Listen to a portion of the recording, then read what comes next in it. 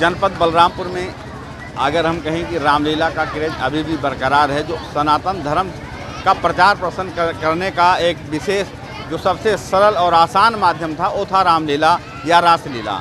जैसा कि हम काफ़ी दिनों से देखते चले आ रहे हैं, आज काल से रामलीला का मंचन गाँव में, शहरों में, सभी जगह होता रहा है। और इसका उद्देश्य सिर्फ यही था कि रामचरितमानस के आधार पर जो पात्र यानी कि राम, लक्ष्मण, सीता और उनके जो व्यवहार थे, उनका जो उद्देश्य था, उनके जो संस्कार थे, ये जो रामलीला मंचन है उसके माध्यम से हम दिखाने का प्रयास करते हैं।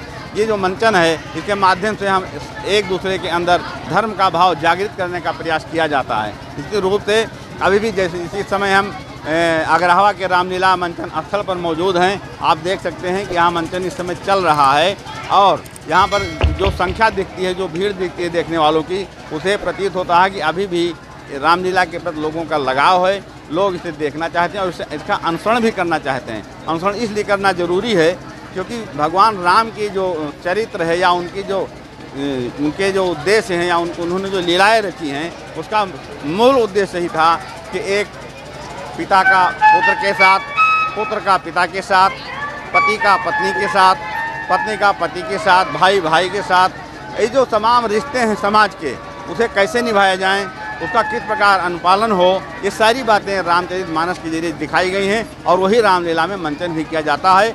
आज यहाँ पर रामलीला मंचन के दौरान अयोध्या धाम के हनुमानगढ़ी जो सबसे प्रसिद्ध और प्रमुख मंदिर है, वहाँ के महंत राजू दास जी महाराज भी यहाँ आए हुए हैं। उनसे भी हमारी बात हुई है। उन्होंने बहुत विस्तार से हमारे साथ बात की और उनका भी कहना यही है कि रामलीला मंचन निश्चित रूप से सनातन धर्म के प्रचार का एक विशेष जो है जरिया है और इसके जरिए हम लोगों के अंदर प्रेम, भाईचारा और धर्म की जो जागृति कर सकते हैं। और ये उन्होंने अपील भी किया सभी से कि सभी लोग रामलीला का मंचन जरूर देखें। रामचरितमानस हर हाल में पढ़ें, कम से कम अगर रोज़ नहीं पढ़ सकते तो हफ्ते में एक ही दिन पढ़ें और उसके कम से कम एक श्लोक का अनुसरण प्रत्येक माह जरूर करें, अपने ऊपर उतारें। इससे आपके अंदर एक अच्छे भाव का जागरण होगा, आप अच्छे भाव आपके अंदर पैदा होंगे और आप एक संस्कारिक व्यक्ति बन सकते हैं। उन्होंने राम जन्मभूमि पर भी तमाम सारी बातें की, वो हम आपको उन्हीं के जरिए सुनाएंगे।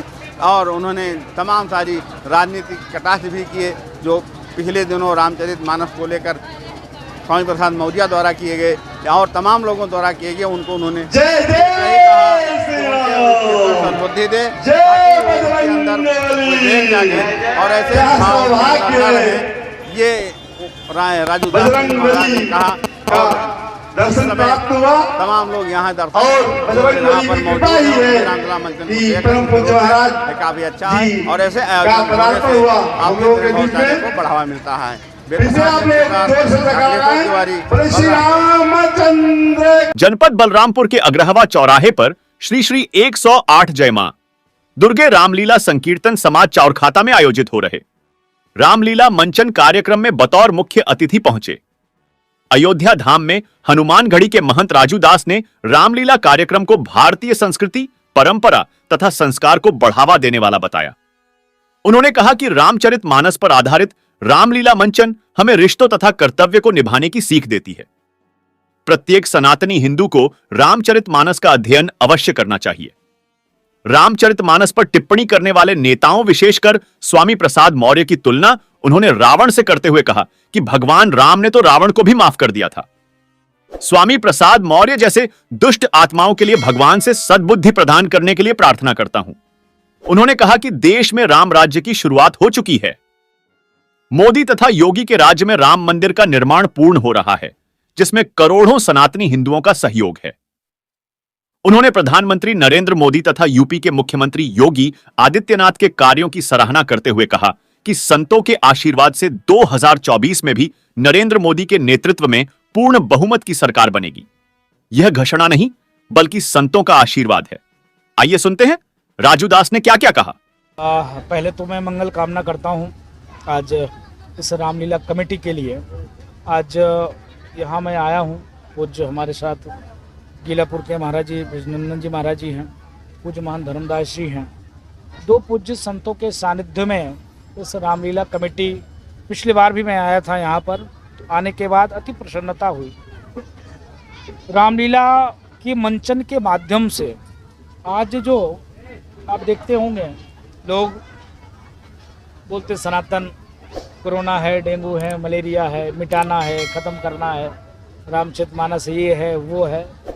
मैं निवेदन करना चाहूँगा, मुझको लगता है उन लोगों ने कभी रामचरितमानस पढ़ा नहीं और उनके गांव में रामलीला होती नहीं है। जिस गांव में रामलीला होता है उस गांव की वातावरण शुद्ध होता है, उस गांव में रहने वाले व्यक्ति की मनोदशा मनोभाव पावन होता है, पवित्र होता है, माता पिता के प्रति, भाइयों के प्रति, गांव के प्रति, देश के प्रति, राष्ट्र के प्रति और सनातन के प्रति।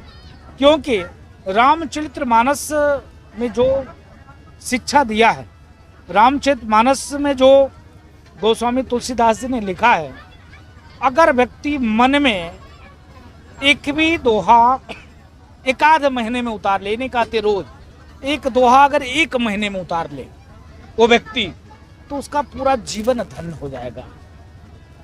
रामायण के जो पात्र हैं, सारे पात्र का जो अभिनय है वो कहीं न कहीं से समाज को, परिवार को, राष्ट्र को जोड़ने वाला है, परिवार में समन्वय सामंजस्य स्थापित करने वाला है, राष्ट्र के प्रति क्या निष्ठा हमारी होने वाली है वो उसमें दर्शाया है, क्या हमारा दायित्व प्रकृति के प्रति है उसमें बताया है। इसके नाते रामलीला का मंचन, रामलीला बहुत जरूरी है।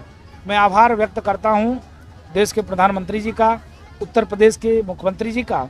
उन्होंने भी प्रयास किया है, हर एक गांव में आज से नहीं अनाद से कई लाख करोड़ वर्ष से रामलीला का मंचन हो रहा है और आज तक चलता चला आ रहा है, ये मामूली बात नहीं है।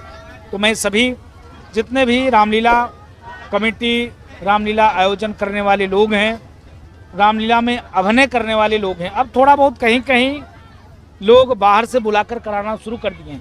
पहले हर व्यक्ति, वो किसी कास्ट का हो, हर व्यक्ति का कुछ न कुछ उसमें योगदान रहता था। हर व्यक्ति 1 महीना 2 महीना पहले से तैयारी करता था और तैयारी करने के बाद वो अभिनय करता था। उससे होता क्या था कि बच्चों में वो संस्कार, वो शिक्षा, वो दीक्षा बनी रहती थी। इसके नाते रामलीला का सख्त आवश्यकता है। दूसरी विषय आपने कहा कि अयोध्या में राम जन्मभूमि मंदिर निर्माण और पूरे देश राममय है।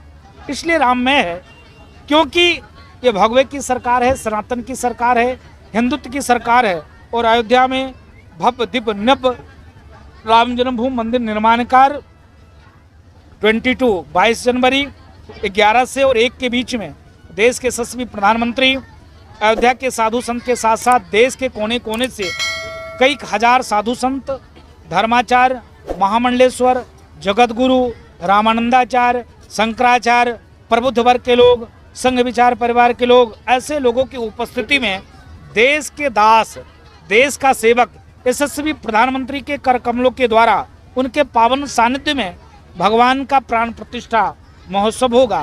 तो पूरा देश इस समय राममय है और पूरा देश राममय रहेगा, क्योंकि यही शिक्षा, यही संस्कार भारत को विश्व गुरु बनाने वाला है और आने वाले दिनों में भारत हिंदू राष्ट्र होने वाला है। क्योंकि जिस राष्ट्र में राम राज की परिकल्पना चलता हो, राम राज की परिकल्पना का मतलब सब व्यक्ति स्वस्थ, सब व्यक्ति मस्त, हर व्यक्ति निर्भयपूर्ण, हर व्यक्ति को रोजी और रोजगार मिले, किसी भी प्रकार का द्वेष नहीं, किसी भी प्रकार का क्लेश नहीं, वो भारत में होने वाला है। इसके नाते राम राज्य आने वाला है, हिंदू राष्ट्र घोषित होने वाला है और पूरा देश राममय चल रहा है। राम राज की परिकल्पना संघ विचार परिवार की थी और संघ विचार परिवार अखंड हिंदू राष्ट्र की परिकल्पना और रामराज की परिकल्पना यही है। किसी भी प्रकार से, चाहे प्रधानमंत्री आयुष्मान कार्ड की आप बात कर रहे हो, चाहे प्रधानमंत्री की तमाम योजना, ऐसे ऐसी योजना है कि माताओं को आंख में धुआं ना हो, माँ हमारी धुआं से अंधी ना हो, तो गैस हर गांव में प्रधानमंत्री अटल बिहारी वाजपेयी जी के नाम से पानी का कनेक्शन फ्री में, प्रयास हर व्यक्ति स्वस्थ कैसे हो, 5 लाख से लेकर 10 लाख तक निःशुल्क दवा की व्यवस्था।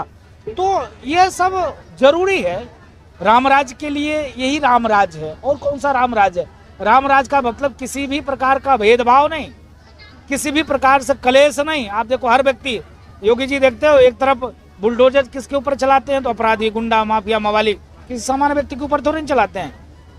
उनके शासनकाल में चाहे हिंदू हो, मुस्लिम हो, सिख, ईसाई हो, अगर पात्र है तो उसको सब कुछ मिल रहा है। यही रामराज है, यही रामराज की परिकल्पना है। अगर हम इसको हिंदू राष्ट्र कहें तो यही हिंदू राष्ट्र है। कुछ लोग राम अभी आप लोगों ने देखा होगा कि पूरे प्रदेश में हमारे खिलाफ पुतला उतला फूका गया था। इसलिए फूका गया था क्योंकि उत्तर प्रदेश के एक वरिष्ठ मंत्री स्वामी प्रसाद मौर्य जी, नाम है स्वामी प्रसाद मौर्य। स्वामी और प्रसाद, स्वामी बहुत सुंदर नाम है, प्रसाद हम कहीं जाते तो प्रसाद मिल जाता है। नाम तो इतना सुंदर है, माता पिता ने दिया, लेकिन कर्म उनका राक्षसों वाला है, कालनेमियों वाला है, कुकर्मियों वाला है, विधर्मियों वाला है। आप बताओ कि रामचरितमानस में एक भी ऐसा दोहा अगर व्यक्ति अंगूठा टेक है तो वो किसी भी गांव के पंडित के पास बैठ जाए, गांव के किसी बुद्धिजीवी के पास बैठ जाए, उस दोहे का मतलब बता देगा। उन्होंने निकाला कि ढोल गमार सूद पशुनारी सकल ये तारना के अधिकारी। तारना मतलब पीटना मारना, तारना मतलब हमारे अवधी भाषा में का भैया काहे तारत हो भैया, भैया तने तारे रहे हो, हम बाहर जा रहे हैं, ध्यान दिए रहे हो। तारना मतलब देखना होता है, ध्यान देना होता है, लेकिन उसका गलत वो करके और फाड़ना, प्रतिबंध करने की बात करना, जो ऐसा करता है उसका सर्वनाश है, सत्यानाश है। तो वो कुंठित मानसिकता वाले हैं। भगवान राम का विशाल हृदय, सनातन का विशाल हृदय, जब रावण जैसे कुकर्मी को भगवान ने क्षमा कर दिया और आशीर्वाद दिया, वो तो मूर्ख है, कोई बात नहीं है। सनातन का विशाल हृदय है, सनातन सबको क्षमा कर देता है। बस मैं निवेदन करूंगा, अपील करूंगा कि हर व्यक्ति को जरूर रामचरितमानस का अध्ययन करना चाहिए। रामचरितमानस का व्यक्ति जब अध्ययन करेगा उसके जीवन में खुशियां ही खुशियां आएगी। 2024 में अभी जरूर 2024 में देश के यशस्वी प्रधानमंत्री मोदी जी पुनः प्रधानमंत्री बनेंगे। यह भविष्यवाणी ही नहीं, यह साधु संतों का आशीर्वाद है। इसलिए आशीर्वाद है कि आप देखो विगत कई सौ वर्ष के संघर्ष के बाद अयोध्या में भव्य दिव्य राम जन्मभूमि मंदिर निर्माण कार्य चल रहा है। लोग कहते थे करे राम जन्मभूमि मंदिर का आदेश आया, कत्लेआम हुआ, कहीं कुछ नहीं हुआ। आप देखो भारत कैसे अखंड रहे, भारत का कैसे मस्तक ऊंचा रहे, धारा 370-35 को खत्म किया। आप देखो कि आज से 10 वर्ष पहले जब मोदी जी प्रधानमंत्री नहीं थे, देश में रोज दंगा हुआ करता था। आज सारे राक्षस गायब हो गए हैं। तो राम जी का ये बेटा जब से प्रधानमंत्री हो गया ना, सभी राक्षस गायब हो गए। अब देखो उत्तर प्रदेश में बाबा जी मुख्यमंत्री हैं, सबकी हालत खराब है। जितने अपराधी हैं बिल में घुसे हैं, अपराधी उत्तर प्रदेश छोड़ दिए हैं। जो हमारी बहनों का इज्जत लूटा करता था, दुपट्टे खींचा करते थे, किसी के पैर में गोली लग रहा है, किसी का हाथ काट लिया जा रहा है, किसी का आंख फोड़ दिया जा रहा है, कोई जेल में है। तो इसी को रामराज कहते हैं। रामराज में अपराध नहीं, रामराज में कोई द्वेष नहीं, रामराज में कोई क्लेश नहीं, रामराज में सबके लिए चिंता और चिंतन करना। और 2024 में पुनः देश के यशस्वी प्रधानमंत्री मोदी जी बनेंगे और पूर्ण बहुमत की सरकार बीजेपी का बनेगा। और हर हिंदुओं को बनवाना भी चाहिए, इसलिए क्योंकि सनातन की बात करता, हिंदुत्व की बात करता, राष्ट्र की बात करता, सबका साथ सबके विकास की बात अगर कोई करता तो भारतीय जनता पार्टी करती है। इसके नाते बनना जरूरी है।